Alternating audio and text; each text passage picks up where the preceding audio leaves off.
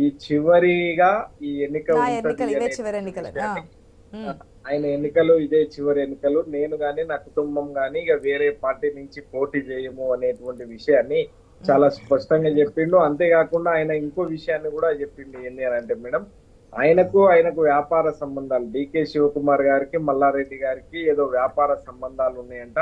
దాని నుంచి కలిసిండ్రు. ఇది రాజకీయ అంటే ఇప్పుడే కొత్తగా వ్యాపార బేసిక్ సంబంధాలని స్టార్ట్ అయ్యాయా? ఇంతకు ముందు ఉన్న దాంట్లో ఇప్పుడు కలుస్తున్నారు, ఇప్పుడు వరకు లేదు ఇప్పుడు ఎందుకు కలుస్తున్నారు? ఇన్ని ప్రశ్నలు ఉత్పన్నం అవుతున్నాయి కదా. ఎస్ మేడం, తప్పకుండా. అంటే ఎందుకు ఇట్లాంటి ప్రశ్నలన్నీ ఉత్పన్నం అవుతున్నాయి అంటే, గతంలో కలిసినప్పుడు ఎప్పుడు కూడా రాజకీయ చర్చ కాలేదు. ఇవాళనే ఎందుకు రాజకీయ చర్చ అవుతున్నది అని అంటే, ఇవాళ ఆ అధికారంలో వాళ్ళు ఉన్నారు కాబట్టి వాళ్ళని కలిసేటువంటి క్రమంలో ఇట్లాంటి చర్చలన్నీ కూడా ఉత్పన్నం అవుతున్నాయి. గతంలో కూడా అంతేకాకుండా కలిసారు తెలంగాణ అనుకోవచ్చా రాష్ట్రంలో డీకేతో? ఆయనే చెప్తా ఉన్నాడు కదా, గతంలో కూడా ఏమో, కలిసిన ఆయన అంటే నాకు ఇప్పుడు ఎట్లా అయిపోయిందంటే అరవింద్ గారు, రాజకీయ నాయకులు బయటకు వచ్చి చెప్తున్నది ఒకటి, లోపల జరిగేది ఒకటి, ఆ తర్వాత జరిగే పరిణామాలు 2 రోజులు లేదంటే ఆఫ్టర్ 1 వీక్ 10 డేస్ తర్వాత జరిగే పరిణామాలు వేరే కింద కనిపిస్తున్నాయి. మనం చూస్తున్నాం కూడా ప్రస్తుత రాజకీయాలు అనేవి ఆ విధంగా మారిపోయినటువంటి పరిస్థితులు. సో ఏ విధంగా చూసినప్పటికీ కూడా బీఆర్ఎస్ నుంచి మెయిన్ లీడర్స్ అనేది పక్క చూపులు చూస్తూ ఉన్నారు.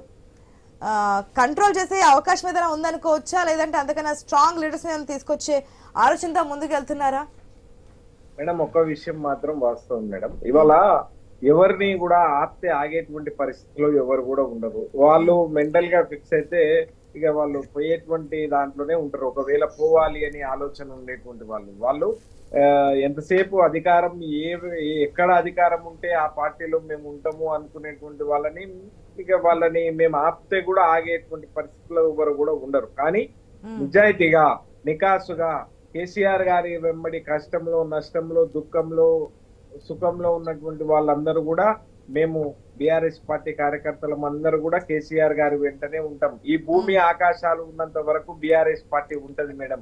ఇవాళ ప్రాంతీయ పార్టీల్లో అత్యంత పెద్ద లార్జెస్ట్ పార్టీ ఏదైనా ఉంది అని అంటే 70 లక్షల మెంబర్షిప్స్ మా పార్టీ సింగిల్ లార్జెస్ట్ పార్టీగా మా పార్టీ పెద్ద దాంట్లో ఉన్నటువంటి నేపథ్యం ఉంది. అయితే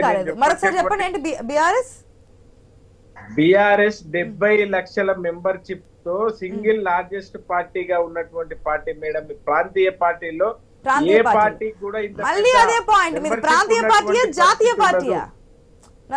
అయితే నేనేమంటా ఉన్నాను అంటే, ప్రాంతీయ పార్టీ దీనికి సంబంధించి ఇప్పుడు మేము జాతీయ పార్టీ అయినాం. మా బీఆర్ఎస్ పార్టీకి సంబంధించి ఎక్కడ కూడా ఇంత పెద్ద సంఖ్యలో ఉండదు అనేటువంటి విషయాన్ని చెప్తా ఉన్నా. నేను ఇంకో విషయానికి డిఫరెన్స్ ఉంది కదా, అదే అరవింద్ గారు నాకు ఒకసారి క్లారిటీ ఇవ్వండి. ఎందుకంటే ప్రాంతీయ పార్టీ వేరు, జాతీయ పార్టీ వేరు. మళ్ళీ ఇక్కడ జాతీయ పార్టీ మీది కింద ముందుకు వెళ్తున్నప్పుడు మీరు జాతీయ పార్టీ కింద కర్ణాటక చూసాం, మహారాష్ట్ర చూసాం, అక్కడ కూడా క్యాండిడేట్స్ పెట్టబోతున్నాం అన్నారు. మన కూడా కేసీఆర్ చెప్పారు, ఈసారి 3rd టైం మేము సాధించుంటే, మీరు మమ్మల్ని గెలిపించుంటే సగం దేశాన్ని నేను శాసించేవాడిని, అగ్గి రాజు చేసేవాడిని, ఈ విధమైన కామెంట్స్ మనం చూస్తున్నాం. అంటే జాతీయ పార్టీయే కదా. ఇప్పుడు ప్రాంతీయ పార్టీలకు వచ్చినటువంటి ఇవి మనం ఎట్లా కన్సిడర్ చేసుకుంటాం? జాతీయ పార్టీలతో కదా పోల్చుకోవాల్సింది.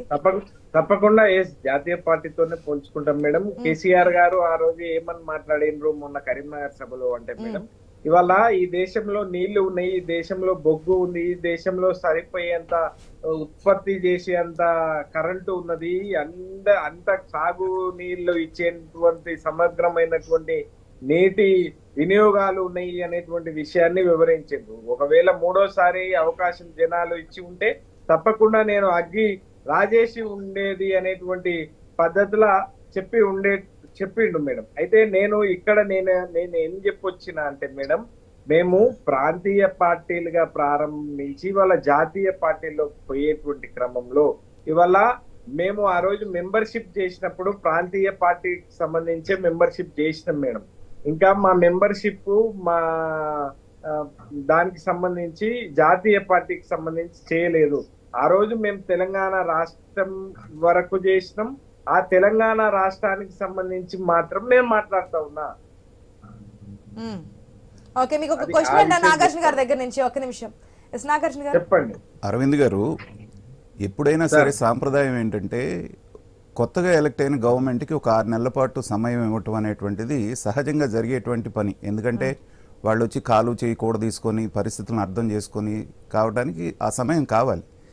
కానీ మీరు మొదటి 15 రోజుల నుంచే వాళ్ళ వెంటబడి ఈ ప్రభుత్వం 3 నెలల్లో కూలిపోతుంది, 6 నెలల్లో కూలిపోతుంది, లేకపోతే ఇలా అవుతుంది అలా అవుతుందని వాళ్ళని రెచ్చగొట్టేటట్టు మాట్లాడటం వలన ఇప్పుడు వాళ్ళు నిజంగానే ఆపరేషన్ ఆకర్ష మొదలు పెట్టారనుకోండి. అక్కడ ఉంది రేవంత్ రెడ్డి గారు. ఇప్పుడు ఇవాళ మీ వాళ్ళందరూ వాళ్ళతో టచ్లోకి వెళ్ళి వాళ్ళ చుట్టూ తిరుగుతున్నారంటే ఇది మీ స్వయంకృతం లాగా అనిపించట్లేదా? స్వయంకృత అపరాధం లాగా? సార్ నాగార్జున గారు, స్వయం కృప రాధము మరొకటి ఏముండదు సార్. నేను చెప్పేటువంటి మాట అంటే మీరు సుదీర్ఘ అనుభవం ఉన్నటువంటి వ్యక్తులు మీకు చెప్పేంత అది నాకు లేకపోవచ్చు బహుశా. కానీ నేను ఒక విషయాన్ని మాత్రం చాలా స్పష్టంగా చెప్పదలుచుకున్నా. ఏమని అనంటే, ఇవాళ కాంగ్రెస్ పార్టీకి సంబంధించి ఏ రకంగా బెదిరిస్తా ఉన్నాడో, పార్టీలో చేరమని లేదు అంటే రకరకాలుగా సార్. అంటే మీకు ఓపెన్ గా ఆడ జరుగుతున్నటువంటి పరిణామాలు ఏందో అనేటువంటి విషయం మీకు చాలా స్పష్టంగా తెలుసు. ఇవాళ కాంగ్రెస్ పార్టీ ఉండాలి, బీఆర్ఎస్ పార్టీని భూస్థాపితం చేస్తా అని చెప్పి ఆయన స్వయంగా సభల్లోనే మాట్లాడుతున్నటువంటి తీరు కూడా ఇవాళ కనిపిస్తా ఉన్నది. అయితే సరే, ఆయన నియంతలాగా వివరిస్తానంటే ఇది ప్రజాస్వామిక దేశం, ఇవాళ అందరికీ ఇవాళ వాక్ స్వేచ్ఛ ఉన్నటువంటి నేపథ్యం ఉంది. ఈ ప్రజాస్వామిక దేశంలో ఎవరు ఎక్కడైనా మాట్లాడేటువంటి అవకాశం ఉంటది.